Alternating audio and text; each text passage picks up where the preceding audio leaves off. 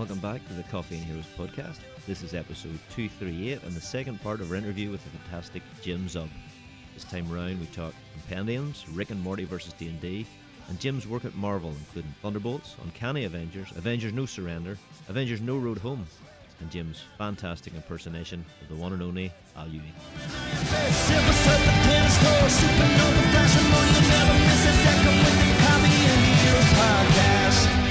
Well, just from a retailer point of view, I mean, Image have started recently doing compendiums for a lot of the titles that came out back then. So you're seeing a Deadly Class compendium, a Black Science compendium, a Nailbiter compendium. Are there any plans for maybe a compendium for Skull Kickers? Yes. So I don't know the exact timing of it. Weirdly, I think we might do a Wayward one first because it's the 10th anniversary of the launch of Wayward, which makes me feel very old.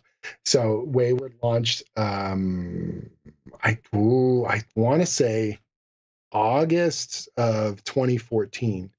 And so we're coming up on the 10th anniversary of that series. And I would love to have a big phone book rock and roll. I want that book that's big enough to drop off a third-story landing and kill a child. Like I want one of those big doorstop of a book. That'd be fun. And then from there, it'd be easy to justify doing a Skull Kickers one.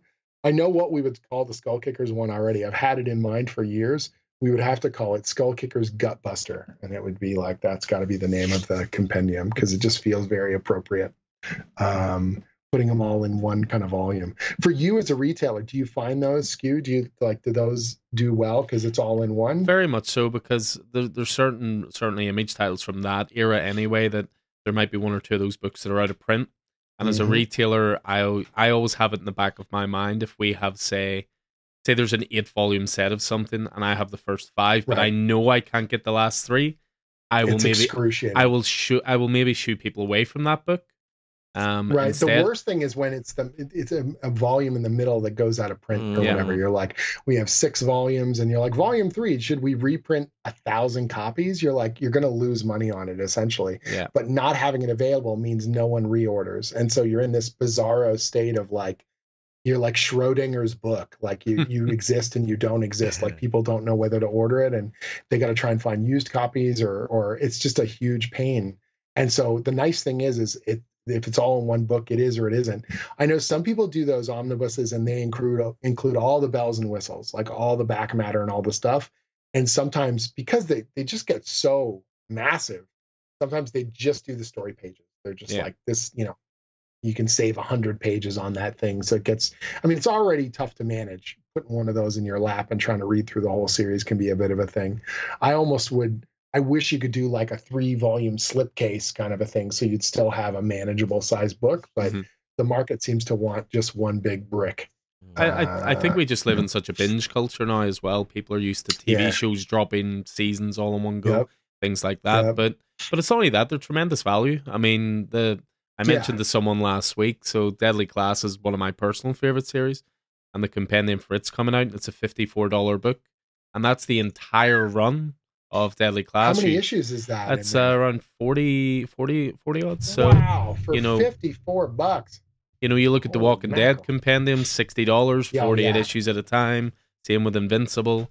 So it's they're tremendous value, and they're an easy sell because you can say to someone, look, this is the complete book. This is the whole run. I think what's great about that is for me, because what's crazy to me is I haven't done a creator-owned fantasy book since Skull Kicker, right? And now I'm the guy that's done whatever, Pathfinder, Samurai Jack, Dungeons and Dragons, and Conan the Barbarian, and Red Sonja, like just a who's who of kind of fantasy characters and concepts.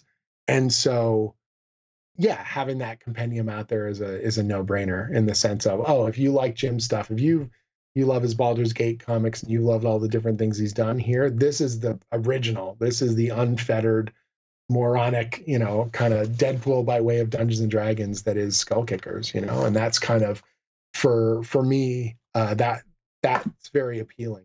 We did a Kickstarter a few years ago it was supposed to be the 10th anniversary, but by the time the book came out, it was like almost 12th anniversary, but that's classic Kickstarter-y kind of stuff. And we did a brand new story. We got the original team back together, and it was fascinating to see how Edwin's art style had changed and Misty's colors had grown more refined.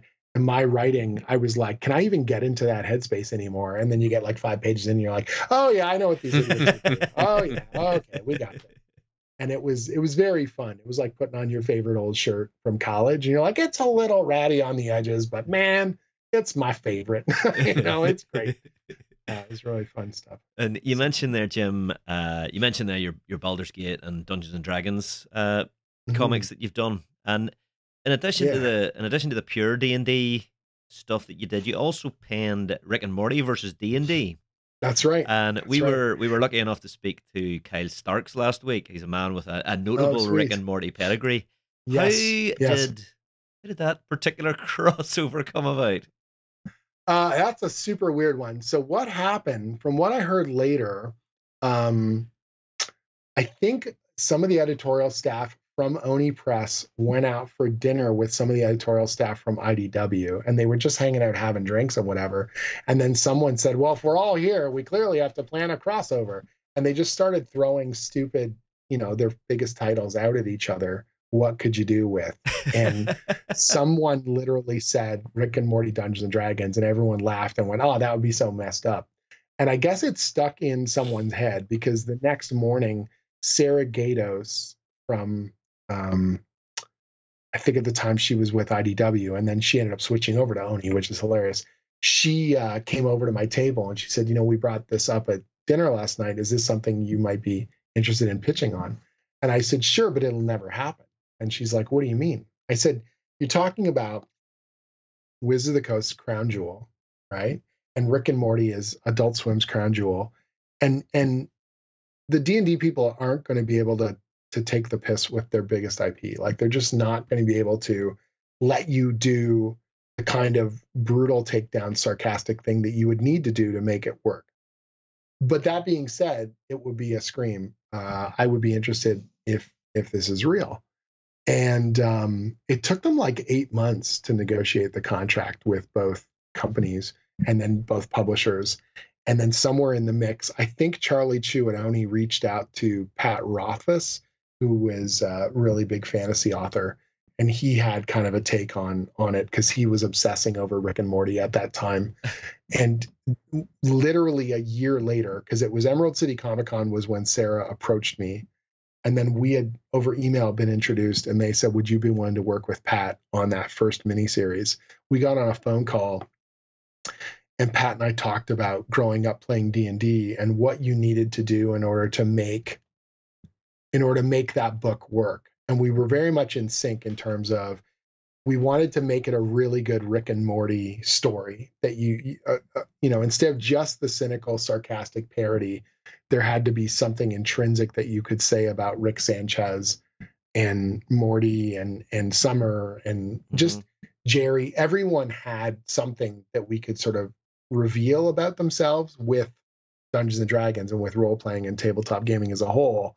And that if we wanted it, the gut punch of the emotional stuff that makes the best Rick and Morty episodes function, where you're laughing, but behind the scenes there's pathos or there's something weird. And that sounds very weird on a show that's just can be a goof ass thing, but it's like beneath all the sarcasm, there is quite a bit more going on. And that's the reason why the show sticks around instead of just being surface level jokes. And then Pat and I jammed on it, and we were lucky to be teamed up with Troy Little, who is genuinely one of the finest cartoonists in comics.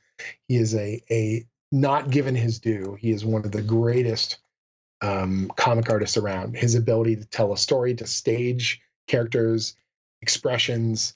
He is just a professional without peer. I love that guy, and his hard work on the series made it all work. We were throwing concepts at him that were just bonkers, and we were sending him so much reference material, because it wasn't just, we went through 5 editions of D&D in the story. So we were sending him first edition stuff versus second edition stuff versus, like how deep cut can we go, in these stories.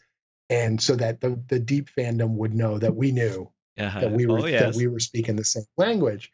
And my D&D collection is vast, and we were just digging into all the archives. And Pat is a phenomenal storyteller and had all these emotional ideas, and we were just smashing all this stuff together. And it was a really crazy book. And what I loved was when it was initially announced, there was a lot of cynicism. A bunch of people were really angry There were people that messaged and said, why isn't Pat working on the book that he's owed us? And there were other people that were like, oh, crossovers are garbage. And we knew we had a good book. We know we had a fun book. We knew we had something.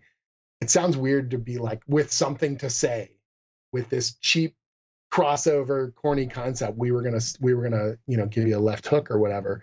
And then the first issue came out and the reviews were bonkers, and everyone was like, this is good despite its the old backhanded compliment, crossoverism. Like in a played out kind of field of bad crossovers, this thing is shockingly good. And I put a lot of that to Troy's phenomenal artwork and Leonardo Ito's colors, and Pat and I really kind of pushing each other at every step to make this thing feel like you were getting your cover price worth.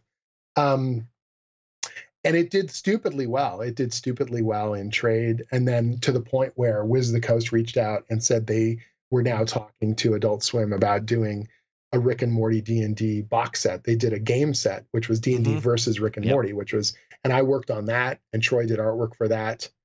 And then I thought we would be done. And I was at PAX Unplugged, which is the big kind of tabletop game show in North America. And I was signing tons of Rick and Morty D&D, and Pat was there, and we were chatting. And I had an idea for a sequel. And I said, Pat, you came up with some of the big picture ideas for the first one. I've got the 10 post idea for the sequel. And I pitched it out, and he loved it. And then like 2 weeks later, he's like, I am so backed up with work, but I give you my blessing. You go do it on your own. And so I wrote the sequel solo. Yep. And it was a blast. And I said I couldn't do it without Troy, so they brought Troy back. And then we did one more special. We did a Meeseeks special, the Meeseeks Adventure. And that was this ludicrous thing where we just took a core concept of, what if a Meeseeks got dropped in the Forgotten Realms? What chaos would kind of, be unleashed? And Troy and I had so much fun with that. People assumed we were going to come back and do a trilogy, but we wanted to counter program. And so I pitched an idea for Rick and Morty versus Cthulhu. And we did that, the other last year. We wrapped that sucker up. And that was super fun because we got to take the piss with H.P. Lovecraft and all the Cthulian kind of mythos and all these deep cut ludicrous things. And that was my initial knowledge comes from the Call of Cthulhu role-playing game, which turned me into a fan of the pulps, which turned me into a fan of, the genre. And so it was just fun to kind of come full circle with Troy and do that book. And the Rick and Morty stuff was a lot of fun to do.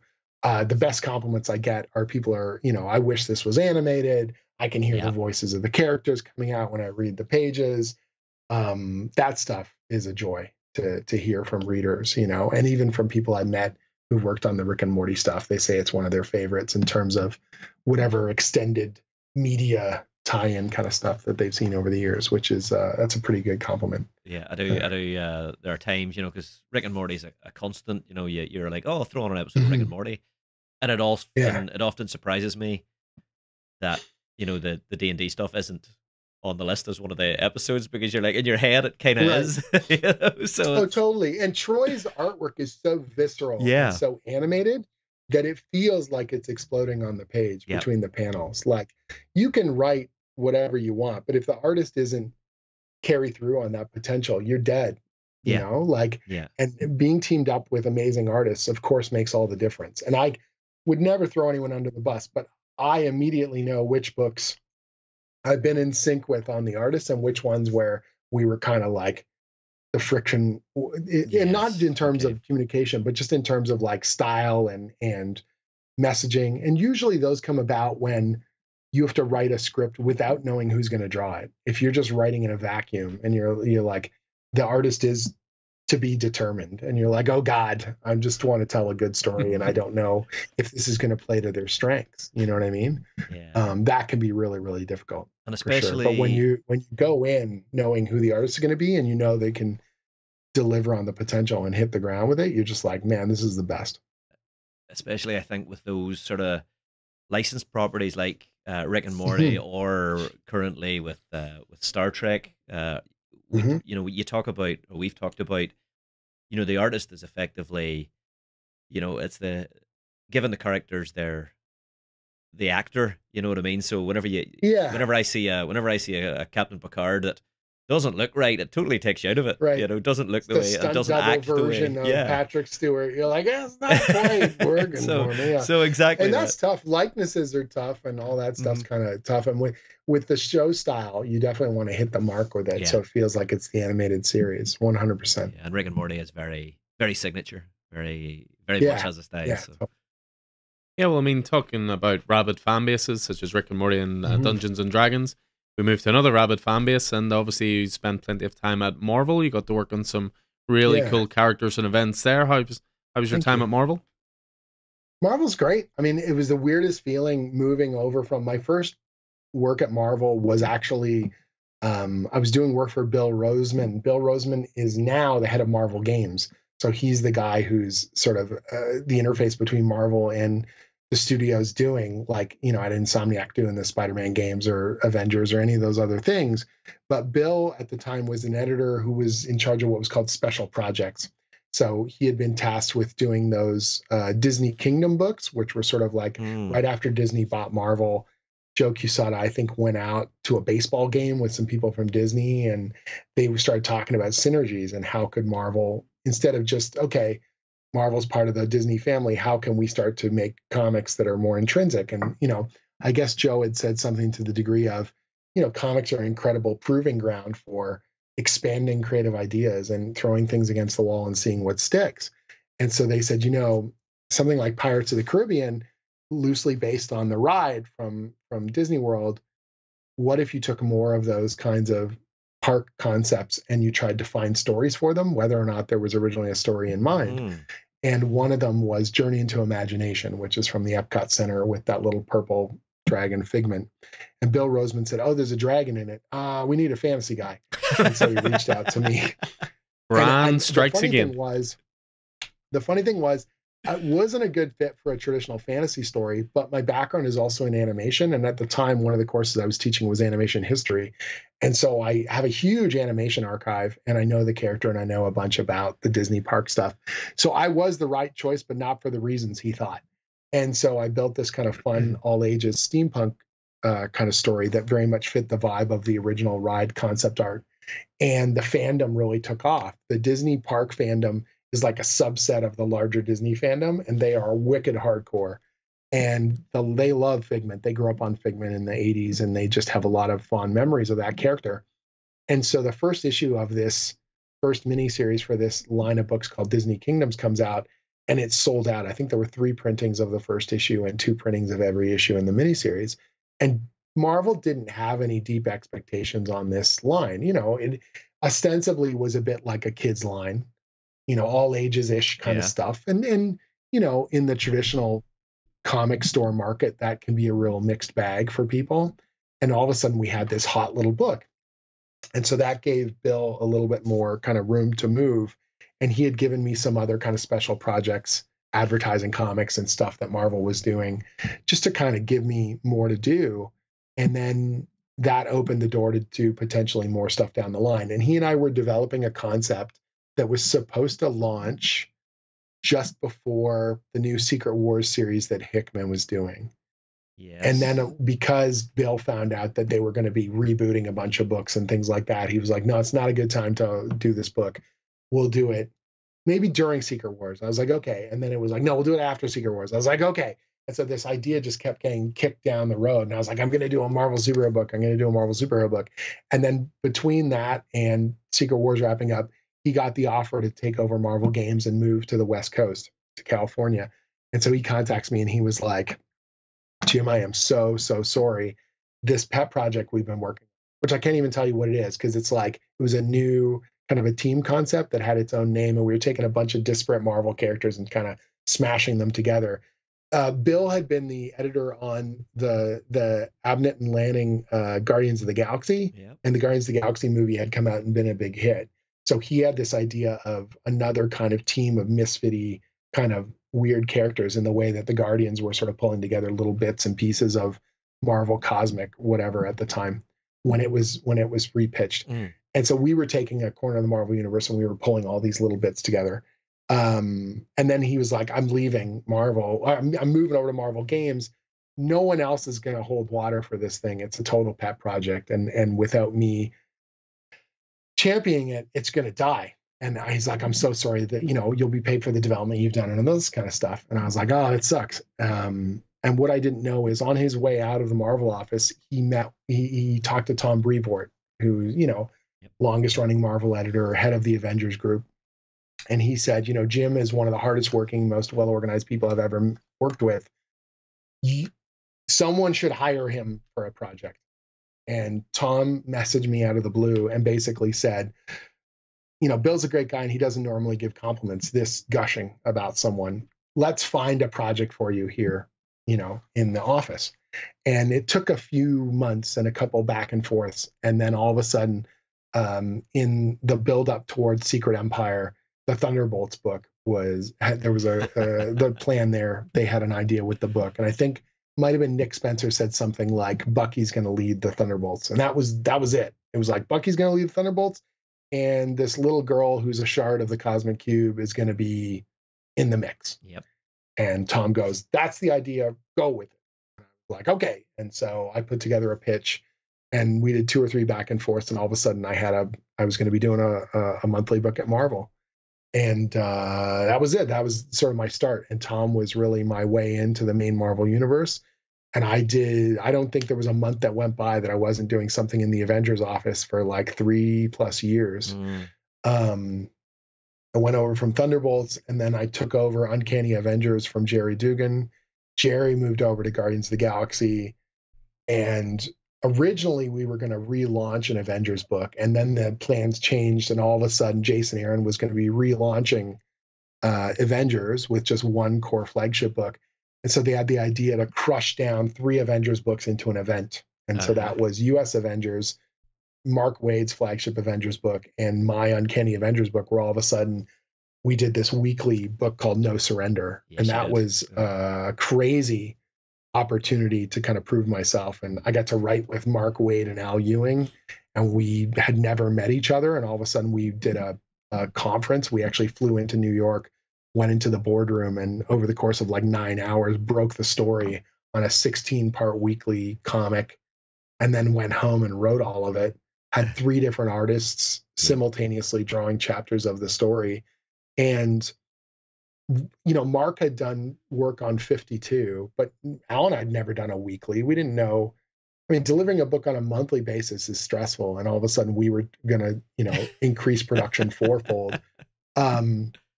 What is that like? And it was like, here we go. Like it was this runaway train of insanity. And it was super fun because like my inbox right now is always chugging away with new artwork and with, back and forth.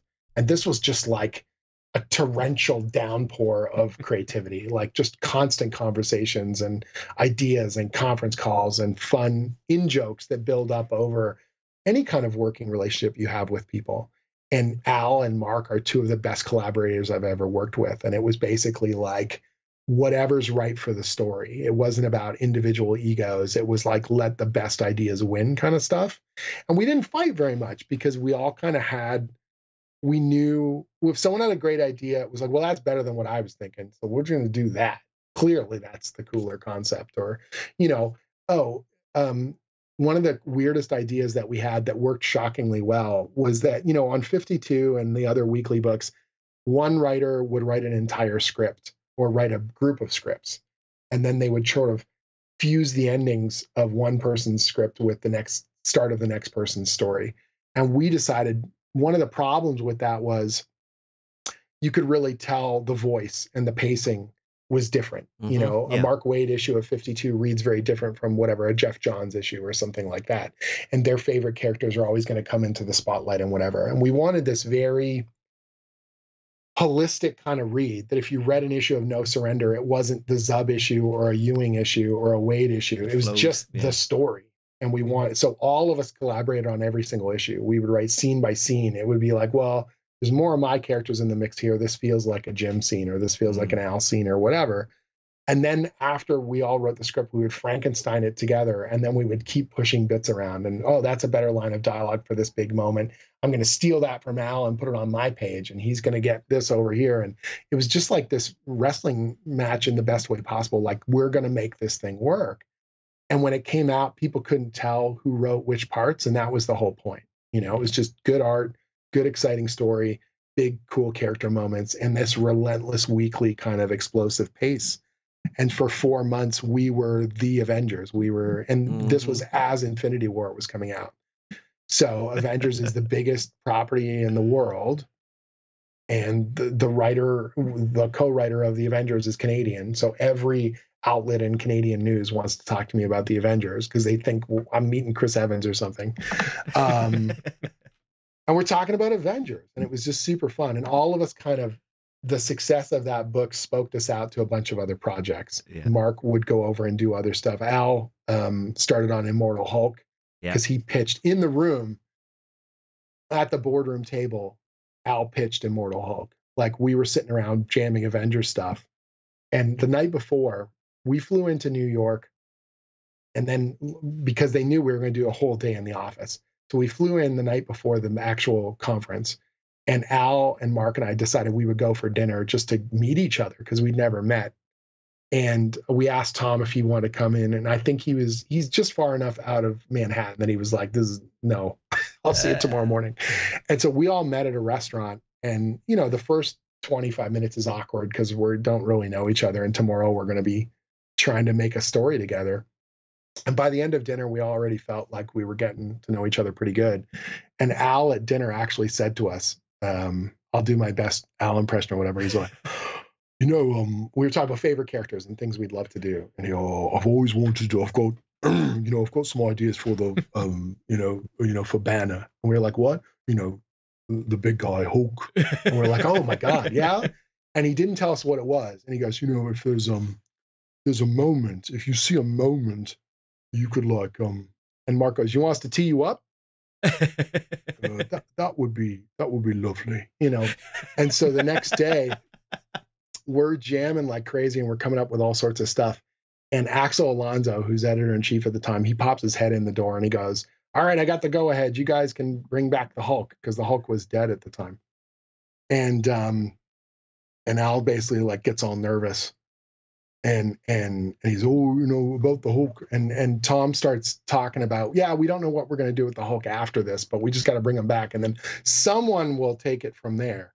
And Tom goes, and Al just goes, about that. And then he just throws out the green door and all this crazy Immortal Hulk stuff. And our hair's blown back at the table because it's so crazy and awesome. And he gets about 5 minutes into this pitch and he just sort of stops mid-sentence because this is the thing he really, really, really wants to do. And he gets this nervous tick in his voice and he starts to get even quieter. And the whole room is dead silent. And Tom just looks over and goes, "You're doing fine, Al. Just keep going." Because we're hanging on his every word. We want to know what's coming next. Wow. And he finishes out this idea and Tom just nods and we're all just sort of quiet. And he goes, "Well, I can't make any promises for the Hulk, but I sure like what you just said. So why don't we keep talking about that later?" And so I've probably signed more of those Avengers No Surrender, the Immortal Hulk first appearance issue. Yeah, probably more than any other book I've ever signed. That's the one that people bring over to my table. And it's I wrote part of that issue, but it's Al's. I got no horse in that race, But just getting to work with him was brilliant. Getting to work with Mark, they're both delightful. Pepe Larraz, he was on the upswing at that moment, and Kim Jacinto, and just all those guys. I got to work with Sean Isaac, my buddy. It was just such a great, fun, collaborative air. And we literally, it was so funny. We were heading to New York Comic Con in October. The book was launching in January, and I think it had just been announced that with this weekly thing was happening in January or something like that. And we were working on the last script, and we had delivered a script every 2 weeks so artists could just work away. And it was an insane production schedule because Pepe's drawing the first 4 issues, I think, 3 or 4 issues. And so while issue 1's being drawn, also issue 4 or 5 is being drawn by the next artist, Kim Jacinto. And then issue 9 is being drawn as well at the same time. And so we would have this crazy reference pool where whoever drew a location or a new thing that was in the story first, didn't matter what issue it was drawn in, that became the reference that everyone shared with each other. So And then we had weird things like, well, Quicksilver's going to get injured. All right, well, so we're drawing the aftermath of the injury before we drew the injury. Yeah. So make sure it matches the injury that, Sean drew or whatever. It was just weird, crazy crap that was happening out of order to get the book all done. So we're heading to New York Comic Con, and we had delivered every script on time. We had hit every deadline. Every 2 weeks, we had delivered a script. Literally every Monday morning, it was like we would deliver, here's the next script, here's the next script. And Tom and Alana was the assistant editor at the time. Now she's a full editor at Marvel. They were, pleased, and everything was roaring along. And we get to issue 16, and it's our epilogue issue. And there's so much heavy lifting. There's so much stuff we got to do. We got to shunt all these characters off to their next stories or set them up for new ideas. And we needed 2 extra pages. And I needed some extra time because we had New York Comic Con right in the middle of those 2 weeks to produce the issue. And so I sent an email to Tom and I said, I look at the pacing and I just don't see how we can do this without 2 extra pages. We've never asked for any extra pages on any issue, but it really helped this thing to not feel claustrophobic. And, New York Comic Con's right in the middle of this thing. And I would love to have it done and we all high five that we're done. But this might be the last time I ever write the Avengers. I mean, it's the first time. I never thought I would ever get the chance. I kind of want to lavish a bit of extra attention on it. I hope you don't mind, Tom. We're going to miss our Monday deadline. Tom emails me back and he goes, well, I built 9 weeks of buffer into the schedule, assuming you guys were going to blow every deadline. So I guess you can take an extra week, you slacker. Wow. And that was the best compliment, and so the books come out the week that issue 16 came out, the last issue. We got a gift in the mail. Tom had a special deck of cards printed up with the Grandmaster on the back of them. So everyone on the creative team, I think they only printed like 20 of them or whatever, has a deck of cards with the Grandmaster on it. It is like a celebration of our crew. And a letter from Dan Buckley, the president of Marvel, thanking us for our professionalism and hard work and whatever.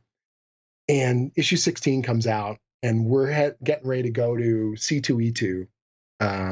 And I know I'm going to be signing stacks of all 16 of them or whatever. And Tom just emails back, like literally it was the day after the issue released. And he goes, well, now that you've had time to rest, let's do it again. No road home. Endgame's going to be coming out and we've got extra bandwidth for the Avengers. Is everyone in? And I think Mark emailed back like 10 minutes later and just said, Avengers Assemble. And we were like, all right, here we go again, And so we did a 10-part story. We did a weekly again. It was just bonkers. That's called No Road Home. And that was a ton of fun. And coming back to the Marvel office to do a second summit was like a victory lap. Like now we were all friends. Now we were all veterans and we'd all been through the war and we'd completed the thing. And so coming back for the second go around wasn't as intimidating. I didn't feel like the weak link in the chain. I was like, oh yeah, this is what we do. We just make crazy, cool, epic stories together because that's the job, It's a very special memory for me. It's very, I loved working on Avengers. I loved working on that book. Our team was a delight. And a lot of great friendships, come out. Anytime someone brings one of those books forward, I get a real warm feeling about that project. Yeah, I mean, the work you did on Avengers No Surrender and Avengers No Road Home, for me, was pretty seminal Avengers work. Thank you. It reminded me, and it's a high compliment, it reminded me very much of the fantastic Kurt Busiek, Curtis Pacheco Avengers Forever. Oh, thanks. Thank you. Thank you. That is a huge compliment. Yeah, whenever we show up on one of those best Avengers stories list, I'm sort of like, what? You guys are crazy. Like, it just seems impossible. No, well deserved. I don't know. Do you guys have swearing on your podcast? We have no problem. Okay. I have to tell a story, and it doesn't work unless I get the swearing. So one of the best compliments I've ever gotten on the book, I was at the Calgary Comic Expo, and this old dude comes over. He's literally got a walker, and he's like going around the show. And he comes over to the table and he's like, he points at my banner and he goes, is that you? I was like, yep, that's me. And he goes, and he gets I don't know if it was his son or his friend or whatever, pulls all 16 issues of No Surrender and just drops it in front of me to sign. He goes, just, kid, I've been reading since Lee and Kirby. I was like, really? Oh, every issue of Avengers. I was like, okay. And he goes, this is some good shit. Yes. I was ecstatic to sign that guy's books. I was just like, well, he knows what he's talking about. So, brilliant. And I mean, I gotta say, we'll move on from Marvel now in a wee second, but Thunderbolts as well. I mean, thanks, man. Getting to do Thunderbolts twice was a joy. Getting to work with Sean and everyone on the team was great. I love the Thunderbolts. It's very, you can see when you read Skull Kickers, you can see why I got Thunderbolts. The kind of like action idiots like getting themselves in deep and trouble. I liked playing up some of the a little bit darker, but some of the violent kind of ludicrous tendencies and bouncing them off each other. Yeah. I wish that original run had gone past 12. We had a bunch of crazy ideas, and then Secret Empire kind of became this massive, obviously ludicrous thing. And I was hoping we were going to bounce out of it with more bolts, but I'm really glad we did it. It was a lot of fun, and that was really my proving ground at Marvel, and a lot of doors opened because of that run. So I do have a pretty heartfelt. Yeah, I have a soft spot for Thunderbolts. I've got the entire run. I remember, the original run as well. I remember, it stands to me, that whenever you could still be surprised by something that was coming out in a comic book, and that initial issue 1 revelation, Yeah, but one of the great things about a book like Thunderbolts, don't get me wrong, I love working on Avengers. I love working on, obviously, these books that you can say the title to anyone and they recognize it. But the great thing about the kind of, they're not B tier, they're just lesser well-known books. You know what I mean? Is that people don't have etched in their mind an absolute, right? Yes. So you can change up the paradigm more, and the readership will accept it more. You can't mess with Spider-Man too hard or the fans will freak out. You can't mess with, the Fantastic Four too hard or the fans will freak out.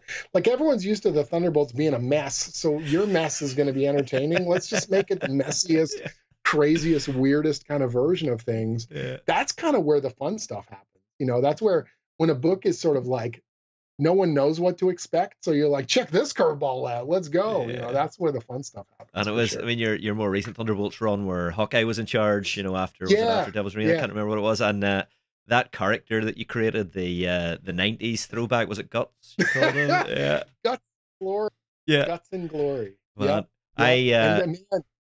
that was good fun. I'm still waiting for his 4-issue miniseries. I need to know what's going on with that guy. What was so fun about that was, we were trying to pull together the concept for that book, and it was feeling so much like the dog's breakfast of who's going to be in this book and why. And then all of a sudden I just decided to front load it. I was like, what if that's the joke? What if it's like an assembled team that is a PR stunt? They wouldn't have pulled themselves together. It's all being built by people to try and create a product, because in some ways we're trying to create this product after Devil's Reign.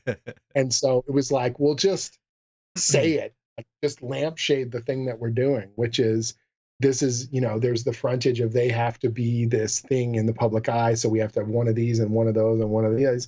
And then I, at the time, like, Donnie's Venom book was huge and all this stuff. And it was like this idea of 90s retro was suddenly hot again. So I was like, let's throw a 90s character in. Well, which one? Let's make one, because that's the most 90s thing you could do, is just make up a new character on the spot that vaguely feels like a bunch of other characters. Like, I don't know if you remember that one summer when Marvel and DC both did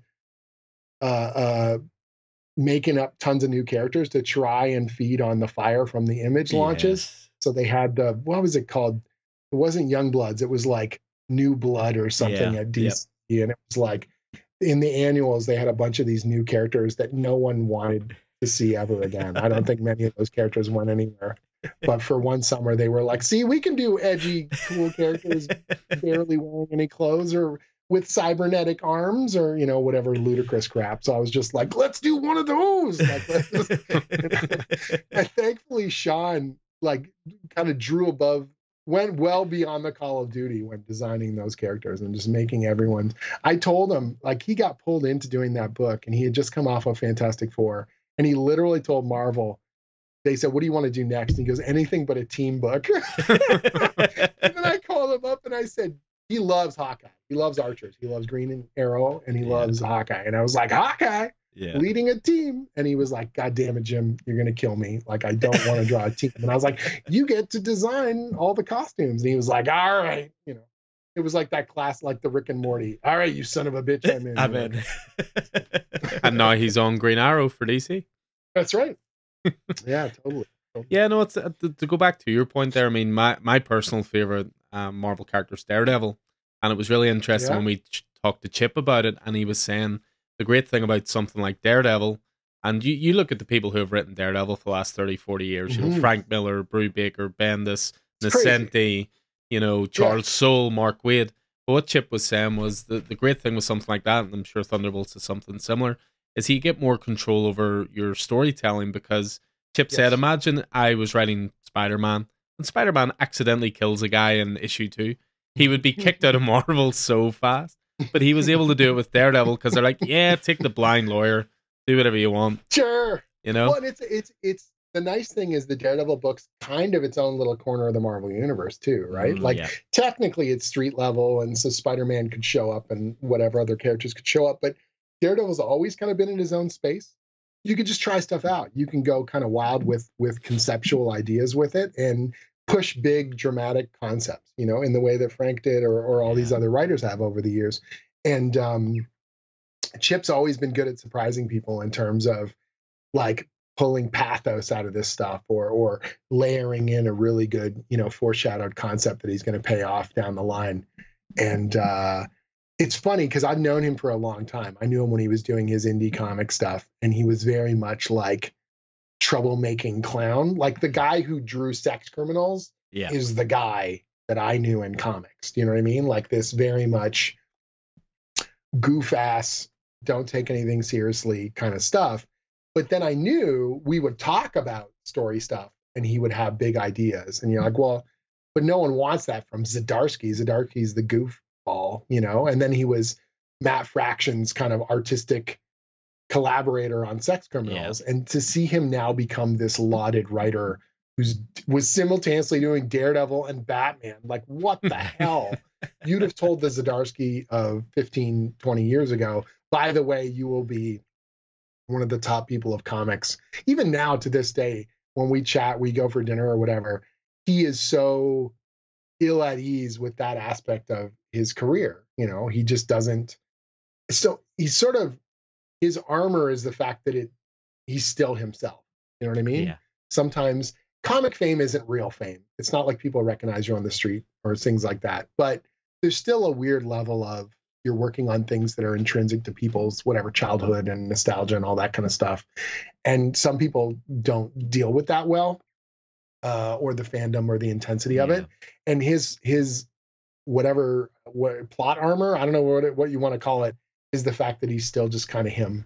And he's still just like, well, this is what I'm going to do. Stop me. You know, here we go. I'm going over here. And I have times where I'm extremely jealous of it, where I wish I could be more kind of carefree about aspects of it. He's really good at that. And every so often, if I'm really stressed about something, he's a good person to bounce things off of, where I'm like, man, I'm freaking out. And he's just like, why? Don't worry about it, man. These things you can't control. Take care of stuff you can't control, you know? And I was just like, all right, words on the page. That's what you do. That's what you're going to make. Thanks for joining us for part 2 of our mammoth interview with Jim Zub. Keep an eye on your pod feed for part 3 coming soon, where we talk Conan the Barbarian.